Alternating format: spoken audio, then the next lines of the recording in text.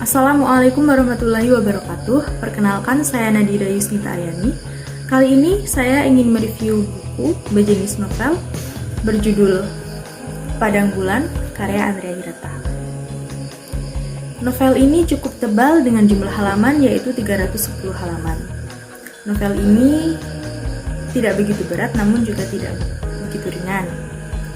Novel yang saya baca adalah cetakan ke-16 yang dicetak pada Oktober 2018 oleh PT Bentang Pustaka. Novel ini menceritakan dua tokoh utama dengan jalan hidup yang berbeda yang dipertemukan oleh nasib.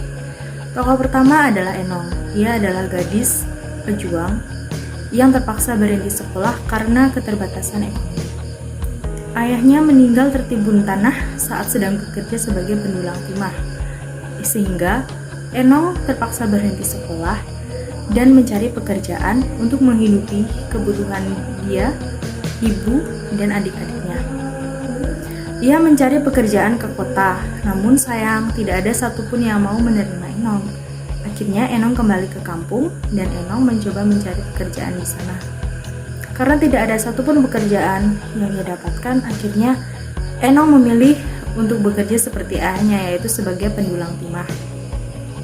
Namun, di tengah-tengah pekerjaan, ia juga sering membaca kamus 1 miliar kata yang dibelikan oleh ayahnya, karena Enong memang gemar terhadap bahasa Inggris. Selain itu, Enong juga memiliki sahabat pena yang sering berkirim surat kepada Enong. Ia sering mengirimkan kutipan-kutipan dalam bahasa Inggris yang Enong sering tidak tahu apa artinya. Untuk tokoh kedua adalah Ikal. Ikal adalah seorang lelaki pengangguran di sebuah kampung. Ia memiliki sahabat bernama Detektif M. Nur. Mereka sama-sama bertubuh pendek. Ikal juga memiliki sahabat, yaitu gadis Tionghoa yang cantik bernama Aling. Sudah sejak lama Ikal menyukai Aling.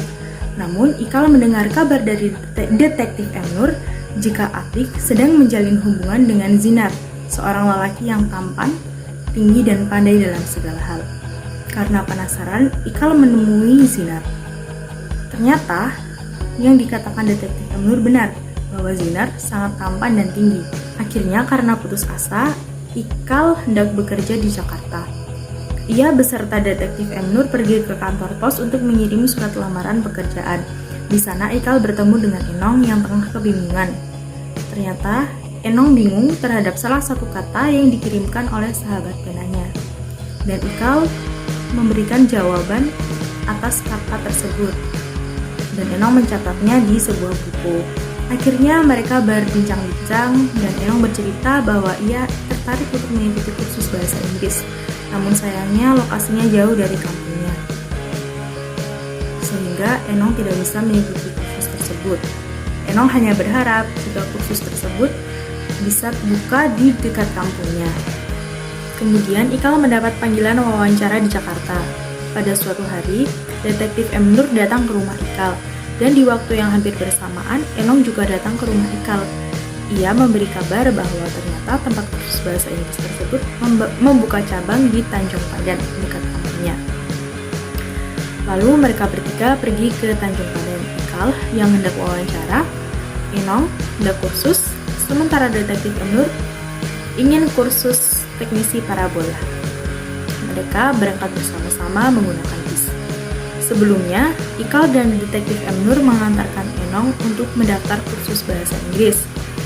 Kemudian barulah mereka menuju losmen di dekat pelabuhan karena kapal baru akan berlayar pada pagi hari.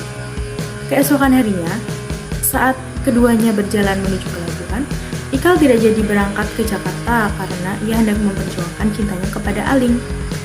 Kemudian Detektif M. Nur pun ikut serta karena tidak ingin meninggalkan Jus Rizal, burung merpati kesayangannya. Akhirnya mereka kembali ke kampung. Di kampung, Ikal tidak diperbolehkan menganggur oleh ibunya, dan akhirnya Ikal bekerja di kedai kopi milik pamannya. Pada tanggal 17 Agustus, perlombaan pun tiba. Ikal melawan Zinar di pertandingan catur dan tenis meja. Namun di kedua pertandingan itu, Ikal kalah. Akhirnya Ikal menyusun rencana yang lain. Lalu Ikal bertemu dengan Enong dan melihat katalog yang Enong bawa. Di katalog itu ada alat peninggi badan. Ikal tertarik dan membelinya. Ternyata alat itu justru membawa petaka bagi Ikal. Nyawanya hampir saja melayang. Untunglah Enong datang. Enong meminta bantuan detektif M. Nur untuk menyelamatkan Ikal dari peristiwa mengenaskan tersebut.